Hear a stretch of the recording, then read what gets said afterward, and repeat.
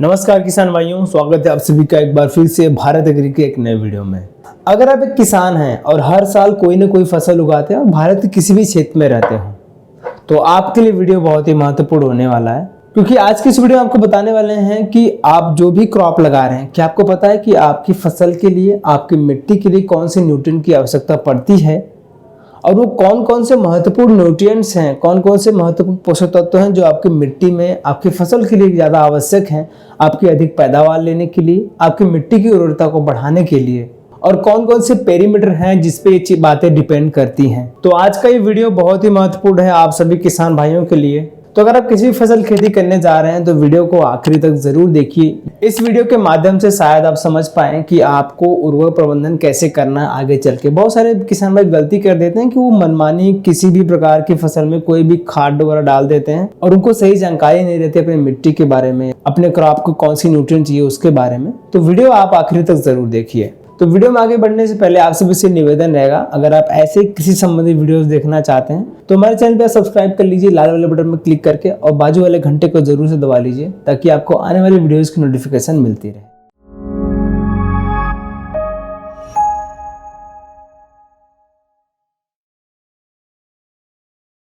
किसान भाइयों, सबसे पहली जो बात निकल के आती है, अगर आप अच्छी पैदावार लेना चाहते हैं, सफल खेती करना चाहते हैं, तो आपके क्रॉप के लिए कुल 16 पोषक तत्वों की जरूरत पड़ती है। अगर आपको ये पता चल जाए कि हमारे मिट्टी में, हमारे क्रॉप को, जो हमने फसल लगाई है उस फसल को कौन से न्यूट्रिएंट की कमी है, उसकी पूर्ति करके आप अच्छी खासी पैदावार निकाल सकते हैं। क्योंकि आप जो भी खाद वगैरह डालते हैं अपने खेत में, बस ये वही न्यूट्रिएंट्स की पूर्ति करने के लिए डालते हैं। अगर आपको पहले से पता चल जाए कि हमारे मिट्टी में किसकी कमी है, उस कमी को आप दूर करके अच्छी खासी खेती निकाल सकते हैं।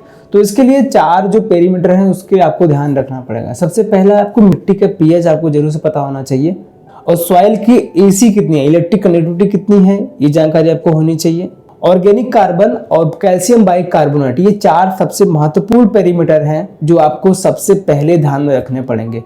अब बात इसमें निकल के आती है कि आपको ये पता कैसे चलेंगे। तो सबसे मेन चीज़ है, जिस भी प्रकार की खेती करने जा रहे हैं आप, जिस भी फसल की खेती करने जा रहे हैं, और आप किसी भी रीजन में रहते हो भारत के, आप अपने मिट्टी का परीक्षण जरूर से कराइए अगर आपको इन 4 पेरीमीटर के बारे में जानना है तो। क्योंकि यही 4 पेरीमीटर हैं जो आपको बता सकते हैं कि आपको क्रॉप में कौन सी न्यूट्रिएंट्स की कमी है, आपको अपनी मिट्टी में कौन सी न्यूट्रिएंट्स की पूर्ति करनी है।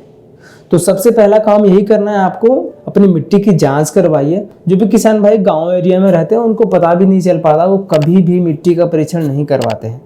तो इसमें सबसे आसान जो लेके आया भारत एग्री आप सभी लोग के लिए, आप मिट्टी को यहाँ पे भिजवा सकते हैं। लैब के द्वारा आपकी मिट्टी का परीक्षण किया जाएगा और आपको एक हफ्ते के भीतर बता दिया जाएगा कि आपकी मिट्टी में कौन सी न्यूट्रिएंट्स की कमी है, कौन से पेरीमीटर पे ध्यान रखना है। आपके सारे पेरीमीटर के बारे में भी बता दिया जाता है, तो उस हिसाब से आप उर्वरक प्रबंधन कर सकते हैं। तो मिट्टी परीक्षण अगर कराना चाहते हैं तो आप एक बार जरूर से भारत के किसी डॉक्टर से सलाह लीजिए। डिस्क्रिप्शन में लिंक है, ऐप को डाउनलोड कीजिए, वहाँ पे चैट के माध्यम से और कॉल के माध्यम से पूछ सकते हैं। तो ये मैंने किसान भाई आपको 4 पेरीमीटर के बारे में बता दिया। अब जो महत्वपूर्ण जो चीज़ आपको ध्यान में रखनी है कि आपके यहाँ, आपके खेत में पोषक तत्वों का प्रबंधन कैसे करना है। तो पोषक तत्व में बात करें तो सबसे प्रथम पोषक तत्व, सबसे प्राथमिकता जिसको मानी जाती है, आपकी नाइट्रोजन, फास्फोरस और पोटेशियम। ये आपको एनपीके के नाम से बहुत सारे बड़े बड़े कृषि डॉक्टर रिकमेंड करते होंगे। तो इनका क्या मेजर रोल होता है, सबसे पहले वो समझ लेते हैं। तो जैसे कि हमारे शरीर के लिए प्रोटीन वगैरह की आवश्यकता पड़ती है, वैसे ही हर एक क्रॉप के लिए, उसके निर्माण के लिए, उसके शरीर के बढ़वार के लिए इन सभी न्यूट्रिएंट्स की आवश्यकता पड़ती है। तो नाइट्रोजन जो है प्रोटीन का सबसे बड़ा सोर्स होता है फसलों में। तो नाइट्रोजन जो है द्रव्य और अंगों के निर्माण के लिए काफ़ी ज़्यादा सहायता करता है, और पौधों के मेन वृद्धि और विकास के लिए काफ़ी ज़्यादा ये मददगार साबित होता है। उसके बाद दूसरे नंबर पे जो आपका प्राइमरी न्यूट्रिएंट्स में से आता है फास्फोरस। तो किसी भी क्रॉप के लिए जड़ उसका सबसे मेन आधार होता है। अगर जड़ मजबूत नहीं होगा तो आपके पौधा उतना अच्छे से ग्रोथ नहीं ले पाएगा और उतना मजबूत भी नहीं हो पाएगा। तो फास्फोरस यही हेल्प करता है, जड़ों को मजबूत करता है, और जो आपकी क्रॉप होती हैं अच्छी तरीके से खड़ी रहें, मतलब कि हवा वगैरह चलने पे गिरे न, उसको ताकत प्रदान करता है। फास्फोरस की वजह से बीज जो होते स्वस्थ रहते हैं, फल जल्दी आते हैं और दाने वगैरह भी जल्दी लग जाते हैं। उसके बाद तीसरे नंबर जो आपका प्राइमरी न्यूट्रिएंट्स में आता है पोटेशियम। पोटेशियम क्या करता है कि जो भी रोग वगैरह लगते हैं उसकी क्षमता को बढ़ाता है, उसकी प्रतिरोधक क्षमता को बढ़ाता है, रोग से लड़ने की क्षमता को बढ़ाता है। उसके साथ साथ ये भी जड़ों को मजबूत करने में काफ़ी ज़्यादा सहायक रहता है। अच्छी तरीके से फल आए, अच्छी तरीके से फूल आए, इन सभी में पोटेशियम काफ़ी ज़्यादा रोल रहता है। तो ये बात हो गई आपकी प्राइमरी न्यूट्रिएंट्स के बारे में। उसके बाद सेकेंडरी जो न्यूट्रिएंट्स हैं उनके भी बहुत सारे अच्छे मेजर रोल होते हैं। उनके बारे में जान लेते हैं कि फसल वृद्धि के लिए वो क्या क्या सहायता करते हैं। तो सेकेंडरी न्यूट्रिएंट्स में बात करें तो आपके कैल्शियम, मैग्नीशियम और सल्फर, ये तीन जो न्यूट्रिएंट्स हैं ये सेकेंडरी न्यूट्रिएंट्स में आते हैं। तो हम लोग सबसे पहले बात कर लेते हैं कैल्शियम की क्या रोल होता है किसी भी प्लांट को बढ़ने में। तो कैल्शियम जो होता है गुणसूत्र की संरचना करती है। जो भी दलहनी फसलें होती हैं उनमें ये प्रोटीन निर्माण का कार्य करता है और ये पौधों में कार्बोहाइड्रेट के संचालन में काफी ज्यादा मदद कर देता है। उसके बाद सेकेंडरी न्यूट्रिएंट में दूसरा जो है मैग्नीशियम, ये कार्बोहाइड्रेट, प्रोटीन और विटामिन की पूर्ति करने का सबसे बड़ा सोर्स होता है पौधों में। और मैग्नीशियम का सबसे बड़ा रोल रहता है क्लोरोफिल में। जो आपके पत्ते हरे भरे दिखाई देते हैं तो ये काफी ज्यादा सहायता कर देता है क्लोरोफिल को बढ़ाने में। उसके बाद तीसरा जो सेकेंडरी न्यूट्रिएंट्स में आता है सल्फर। तो सल्फर को हम गंधक के नाम से भी जाते हैं। जो भी फसल दलहनी फसलें होती हैं और उसमें आप पौधों में देखोगे गांठें बनती रहती हैं, धीरे धीरे जब ग्रोथ बढ़ती रहती है उसमें अलग अलग गांठें बनती रहती है। तो उस गांठों के निर्माण के लिए सल्फर का बहुत बड़ा योगदान रहता है और पत्तों के हरे रखने में भी इसका काफी बड़ा रोल रहता है। उसके बाद अब किसान में बात कर लेते हैं कुछ सूक्ष्म पोषक तत्वों के बारे में जो कि माइक्रो न्यूट्रिएंट्स में आते हैं। इन न्यूट्रिएंट्स की वजह से भी आपने देखा होगा कि आपके जो पत्तों में अलग अलग प्रकार के रोग दिखाई देते हैं।